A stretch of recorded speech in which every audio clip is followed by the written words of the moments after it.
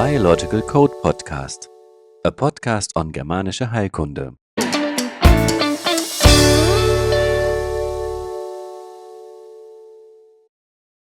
Today's topic is stuttering, the strawberry milk. Angelina has a 2-year-old son named Benjamin. For his age, he was already speaking remarkably well. He surprised them almost daily with newly learned words and even fully formed sentences. He did so well that nearly everyone praised him for it. Even the cashier noticed his exceptional vocabulary. Naturally, this made both mom and dad very proud. In the first week of January, Angelina noticed that Benjamin started to repeat words meaninglessly and stumbled over his speech. It got worse every day, and after about 3 to 4 weeks, he stuttered constantly, almost on every word he spoke. Angelina had known about Germanische Heilkunde for nearly 10 years, but it still took her a while to realize what was happening. She downplayed the situation in her mind, thinking, "He's just thinking faster than he can speak."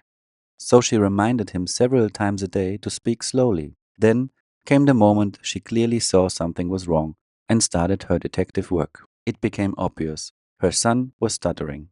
The larynx is involved here, specifically the striated muscles of the larynx. When the muscles enter healing after conflict resolution, it cramps during the healing crisis. This is essentially an epileptic seizure. In the larynx muscles, this is called stuttering.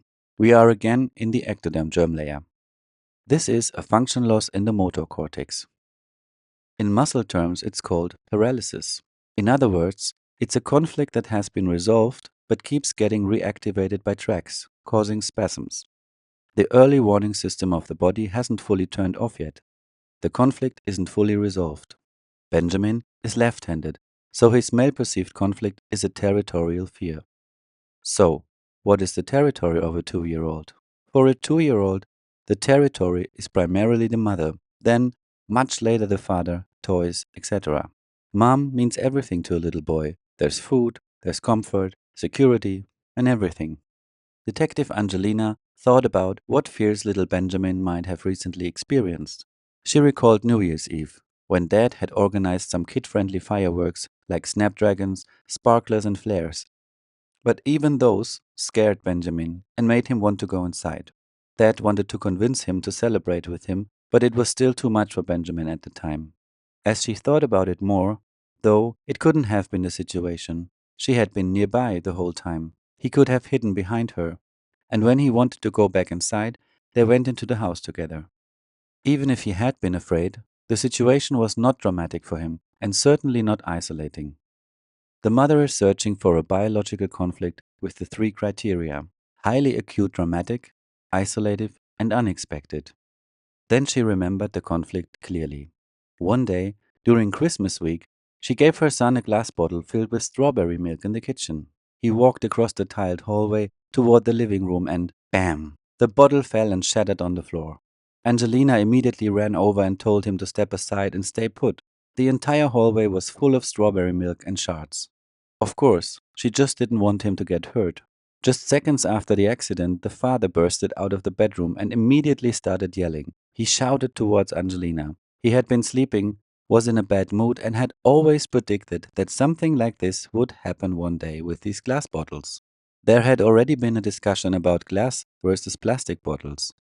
This also explains why Angelina was tense in that situation, especially due to arguments with her husband, who now felt vindicated. While his dad was still shouting, little Benjamin stood crying in the doorway between the hallway and the living room, clearly understanding it was his fault.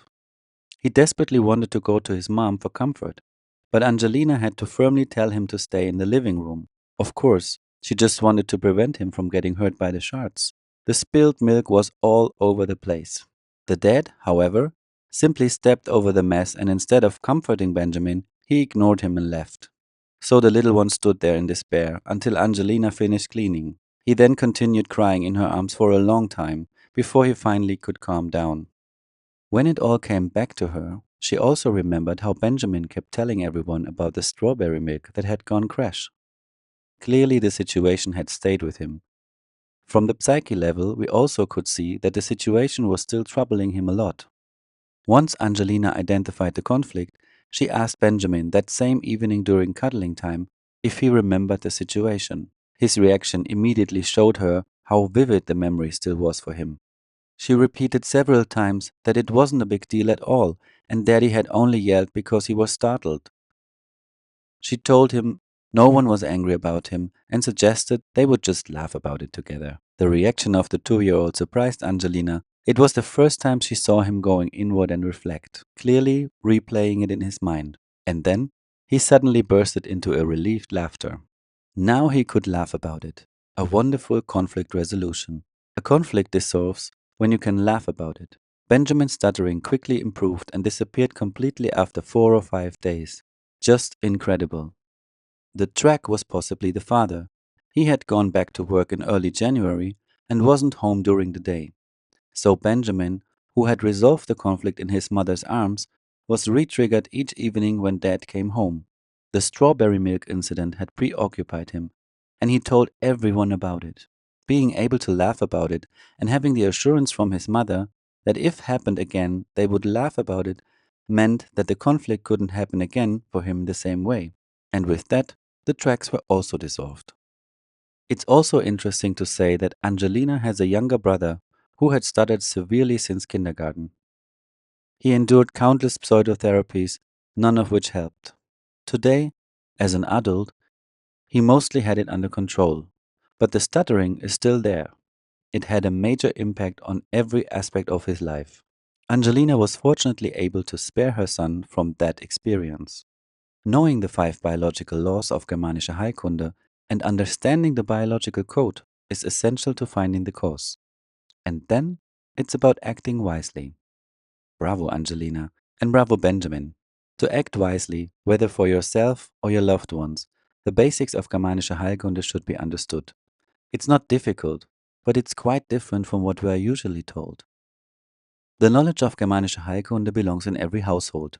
If you want to learn the biological code and truly understand the 5 biological laws, you can find more information on our association's website, urkraftleben.at, or visit thebiologyproject.org. If you enjoyed this episode, subscribe now to follow us for more. Thanks for listening. Until next time.